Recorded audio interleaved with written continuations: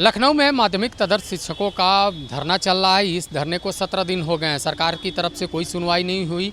तमाम मांगों को लेकर ये 17 दिन से धरने पर बैठे हैं। लेकिन एक तस्वीर दिखाते हैं। अब ये लोग अपने धरने में हनुमान जी को शामिल कर चुके हैं। यहाँ आप देख सकते हैं कि धरने पर इन्होंने हनुमान जी की तस्वीर लगाई है, पूजा किया है और अपने मांग पत्र को भी वहीं रखा है कि उनकी हनुमान जी सुनेंगे। हनुमान जी जब सुनेंगे तब योगी आदित्यनाथ तक उनकी बात पहुँचेगी।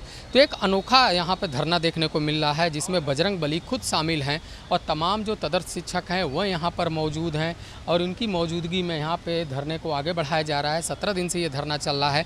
तो क्या कुछ मांगे हैं वो तमाम यहाँ पे लोग हैं, उनसे हम बात करते हैं। यहाँ के अध्यक्ष भी हैं, से बात करते हैं। आप धरने पे लगातार बैठे हुए हैं, अब धरने में बजरंग बली को आपने शामिल किया है, क्या कहेंगे इस?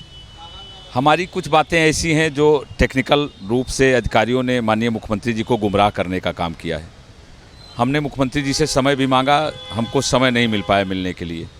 तो हमने बजरंग बली जी को इसलिए शामिल किया है कि मैंने अपने आवेदन, अपने प्रार्थना पत्र को बजरंग बली जी के शरण में रख करके और याचना के रूप में हम कार्यक्रम चला रहे हैं कि मेरी इस याचना को बजरंग बली जी माननीय मुख्यमंत्री तक पहुंचाएं। जो अधिकारियों ने बीच में भ्रमित करने का काम किया है सुप्रीम कोर्ट के आर्डर के रूप में, उसको कहीं ना कहीं से हमारी बात को बजरंग बली के द्वारा हो सकता है माननीय मुख्यमंत्री जी तक पहुंच जाए।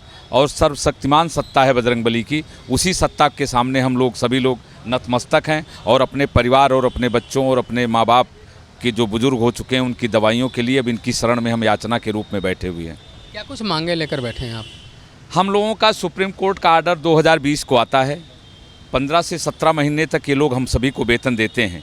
अचानक एकाएक बिना सो कॉल नोटिस, बिना किसी लिखित आदेश के हमारा वेतन ये बरसों से बाधित कर दिए।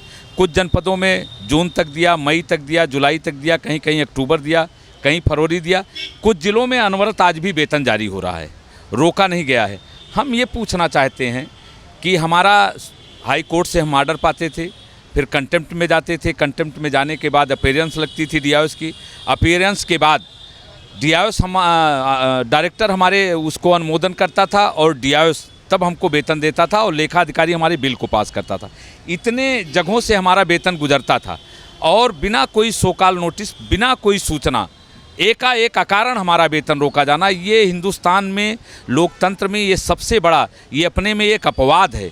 पूछिएगा कभी अधिकारियों से मिलने के बाद कि बिना सो कॉल नोटिस या बिना किसी लिखित आदेश के आपने कैसे वेतन को बाधित कर दिया। 17 दिन हो गए, अब आगे की रणनीति क्या? हमारा उपवास चल रहा है। हम अभी इस सप्ताह उपवास चलाएंगे, उसके बाद हमारा लगातार साथियों के साथ आमरण अनशन चलेगा। हमने ये संकल्प लिया है, जब अयोध्या की धरती से हम चल के आए तो हम इस संकल्प के साथ आए हैं, जब तक हमारा वेतन नहीं निर्गत होगा तब तक मैं नहीं जाऊंगा। या तो मैं कफन में लिपट के जाऊंगा या तो वेतन लेके जाऊंगा, बीच में कोई शर्त मंजूर। साफ है कि ये तमाम जो शिक्षक हैं वो धरने पर बैठे हैं, लेकिन साफ कह रहे हैं कि उनकी मांगें अगर पूरी नहीं होती हैं तब तक वो धरने पर बैठे रहेंगे। लेकिन कहीं ना कहीं इस धरने में उन्होंने बजरंग बली को शामिल किया है और भरोसा है कि बजरंग बली उनकी मांगों को पूरा करवाएंगे। शासन की आंखें खोलेंगे, उनके कान को खोलेंगे ताकि उनकी बात उन तक पहुँचे और इनकी तमाम मांगों पर सुनवाई हो सके। कैमरामैन राहुल के साथ अवनीश कुमार, भारत एक्सप्रेस, लखनऊ।